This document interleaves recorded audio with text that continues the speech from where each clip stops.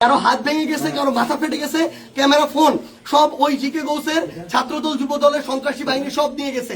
এবং আমাদের একজন ভাইয়ের চোখে রড দিয়ে যখন গুতা মারছে, তার চোখ বের হয়ে আসার মতো অবস্থা, আরেকজনের মুখে রড দিয়ে বাড়ি মারছে।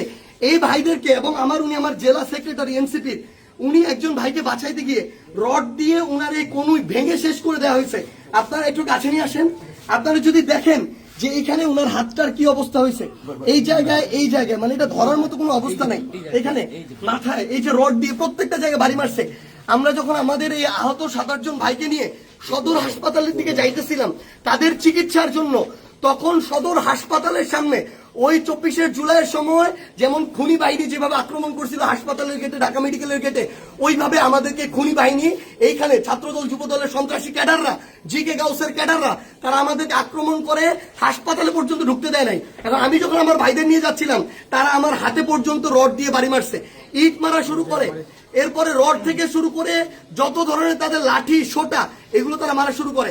এবং ওইখানে আমাদের ছাত্র শক্তি, যুব শক্তির, এনসিপির অনেক ভাইকে তারা ওইখানে মানে ওই সবার সামনে ওইখানে পিটায়।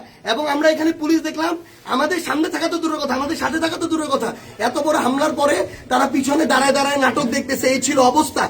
এই যদি হয় বাংলাদেশের অবস্থা, তাহলে তারেক রহমানকে জবাব দিতে হবে।